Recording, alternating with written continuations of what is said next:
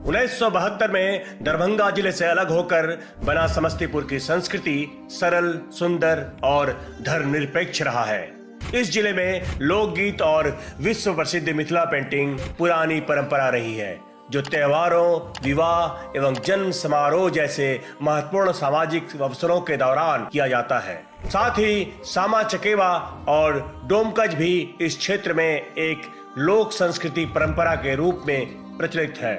भात, दाल और आलू चोखा यहाँ के लोगों के लिए सबसे स्वादिष्ट भोजन है। पुरुषों के लिए धोती कुर्ता और महिलाओं के लिए साड़ी और सलवार कुर्ती पहनना यहाँ की नियमित पोशाक है। समस्तीपुर का परंपरागत नाम सरैसा है। इसका वर्तमान नाम मध्यकाल में बंगाल एवं उत्तरी बिहार के शासक हाजी शमसुद्दीन इलियास के नाम पर पड़ा है। वहीं कुछ लोगों का मानना है कि इसका प्राचीन नाम सोमवती था, जो बदलकर सोमवस्तीपुर, फिर समवस्तीपुर और आगे चलकर समस्तीपुर हो गया। समस्तीपुर भूखंड का प्राचीन भाषा संस्कृत था, जिसे महाकवि विद्यापति ने बाद में बदलकर हिंदी कर दिया और अब यह मैथिली हो गया है। भारत के इस महान कवि की कर्मभूमि समस्तीपुर ही थी। समस्तीपुर जिले का इतिहास 13वीं शताब्दी से पहले का है। सुगौना राजवंश, जिसे ओइनवारा राजवंश या कामेश्वर ठाकुर राजवंश भी कहा जाता था, वो दरभंगा पर शासन करता था। मुस्लिम शासक, जिन्होंने उस समय तक भारत पर हमला कर मिथिला की सेनाओं को हरा दिया था, ने हिंदू प्रमुखों की राजनीतिक शक्तियों में हस्तक्षेप करने का साहस नहीं किया। ओइनवारा राजवंश ने ललित कला और शिक्षा को संरक्षण दिया। उनके महल संस्कृत दर्शन और पत्रों के अध्ययन को बढ़ावा देने वाला केंद्र बन गया। अमियकर, अमृत्यकर, गदाधर पंडित, विद्यापति, वाचस्पति मिश्र और शंकर उस युग के कुछ प्रतिष्ठित संस्कृत विद्वान थे। शिव सिंह तथा भैरव सिंह द्वारा जारी किए गए सोने एवं चांदी के सिक्के यहाँ के इतिहास ज्ञान का अच्छा स्रोत है।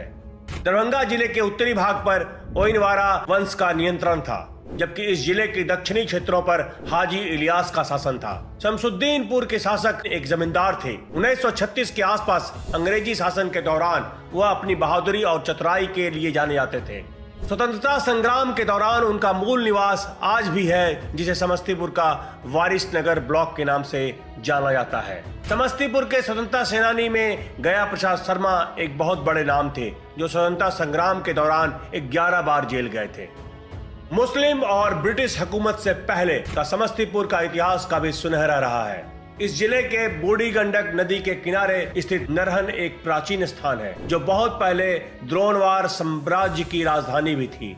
यहाँ के राजा ने कई किले और मंदिर और पुल बनवाए थे, जिनमें से अधिकतर मुस्लिम शासक ने अपने शासन काल में तोड़वा दिया। समस्तीपुर जिला मुख्यालय से 17 किलोमीटर दूर दक्षिण पश्चिम में खुदनेश्वर स्थान भगवान शिव को समर्पित एक हिंदू मंदिर है।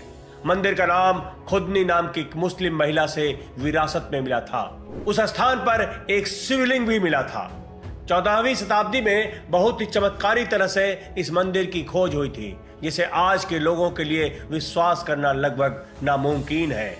जब खुदनी नाम की एक मुस्लिम महिला अपनी गाय चरा रही थी, लेकिन चराने के बाद जब वो अपनी गाय का दूध निकालने का प्रयास कर रही थी तो उसे दूध नहीं मिला। यह सिलसिला लगातार जारी रहा, लेकिन अचानक एक दिन उसकी गाय चरते चरते एक सुनिश्चित जगह पर दूध गिराने लगी और यह सिलसिला लगातार कुछ दिनों तक चलता रहा। अपनी गाय को दूध बहते हुए देखकर खुदनी आश्चर्यचकित रह गई। वो अपनी खोज बताने के लिए गांव की ओर भागी। स्थानीय लोगों ने जमीन साफ की और खुदाई शुरू की, तभी एक शिवलिंग मिला। खुदनी के इस खोज और इसका रखरखाव करते करते वो भगवान शिव का भक्त बन गई। इसके इस स्वभाव के चलते उनके देहांत के बाद उनके पार्थिव शरीर को इसी मंदिर के बगल में 1 गज दक्षिण में दफनाया गया। उसी समय से इसे पर्यटकों के लिए हिंदू मुस्लिम एकता का एक केंद्र भी माना जाने लगा। ब्रिटिश साम्राज्य के दौरान नरहन स्टेट ने 1858 में इस मंदिर का निर्माण बेहतर तरीके से किया और एक पुजारी को कार्यवाहक रूप में नियुक्त किया। महाशिवरात्रि के वार्षिक उत्सव और श्रावण के महीने में दर्शन और पूजा के लिए यहाँ काफी भीड़ उमड़ती है। यह सिर्फ बिहार ही नहीं बल्कि पूरे देश का एकमात्र ऐसा मंदिर है जहाँ शिवलिंग के साथ मजार की भी पूजा अर्चना की जाती है। कृषि मुंगेर की अर्थव्यवस्था की रीढ़ बनी हुई है। यहाँ पर उगाए जाने वाले मुख्य फसलों में तंबाकू, मक्का, चावल और गेहूं है। पर समस्तीपुर आलू का प्रमुख उत्पादक है।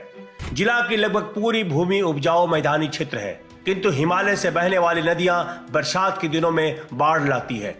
समस्तीपुर जिले के मध्य से बूढ़ी गंडक, उत्तर में बागमती एवं दक्षिणी तट पर गंगा बहती है। इसके अलावा उसके बाएं भाग में जमुआरी, नून, करेह और शांति नदी भी बहती है, जो बरसात के दिनों में उग्र रूप धारण कर लेती है, जिसके कारण यह बिहार के अन्य पिछड़े जिले की तरह पिछड़ा क्षेत्र अनुदान निधि कार्यक्रम से धन प्राप्त करता है। यहाँ के लोगों का मुख्य त्योहार छठ और श्यामा चकेवा है।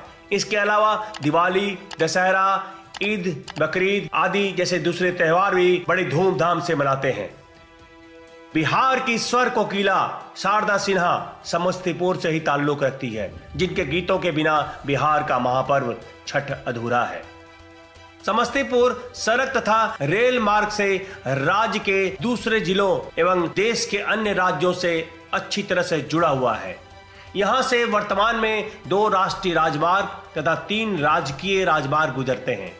समस्तीपुर भारतीय रेल के नक्शे का एक महत्वपूर्ण जंक्शन है, जो मध्य रेलवे का एक मंडल रेल कार्यालय भी है। समस्तीपुर में कुछ बहुत ही महत्वपूर्ण ऐतिहासिक और धार्मिक स्थल हैं, जिनमें से कुछ रखरखाव के अभाव में मिट्टी में विलीन हो चुकी है और कुछ अभी भी मौजूद है। तो चलिए उनमें से कुछ महत्वपूर्ण धार्मिक स्थल एवं महत्वपूर्ण ऐतिहासिक स्थल के बारे में आपको बताते हैं। चंद्र भवन समस्तीपुर के पटौरी में स्थित चंद्र भवन, जहां छिपा है स्वतंत्रता संग्राम का इतिहास।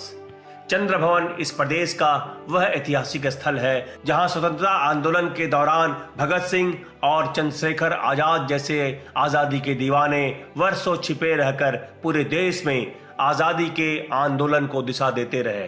भवन की दीवारों में बने सुरंग आज भी इनके छिपने की कहानी कहते हैं।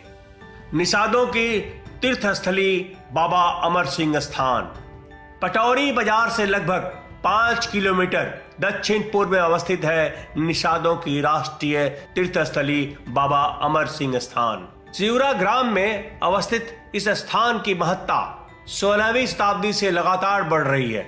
जब इस क्षेत्र में गंगा की विनाशकारी बाढ़ आई थी, तो अचानक एक जटाधारी साधु प्रकट हुए और उनकी आराधना से गंगा का पानी उतर गया। दंत कथाओं के अनुसार बाबा जिस जहाज से यहाँ आए थे, वो आज भी मिट्टी में दबी पड़ी है, जिसकी जंजीर समीपस्थ कुएं में देखी जा सकती है। यह मंदिर उसी जहाज के ऊपर स्थित है। मंदिर में कोई प्रतिमा नहीं है तथा श्रद्धालु मंदिर में बने एक छेद में दूध डालते हैं। रामनवमी एवं सावन की पूर्णिमा को श्रद्धालु हजारों लीटर दूध चढ़ाते हैं। यह दूध कहाँ चला जाता है, किसी को मालूम नहीं। मंदिर परिसर के चारों ओर सैकड़ों साल पुराना विशाल वट वृक्ष भी है।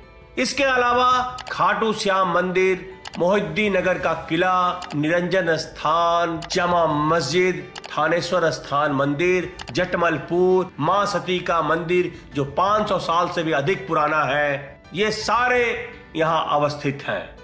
वर्तमान समय में समस्तीपुर जिला अपने ऐतिहासिक महत्व, प्राकृतिक सुंदरता, कृषि उत्पादकता और आर्थिक गतिविधियों के साथ बिहार के समग्र विकास और वृद्धि में महत्वपूर्ण भूमिका निभाता है।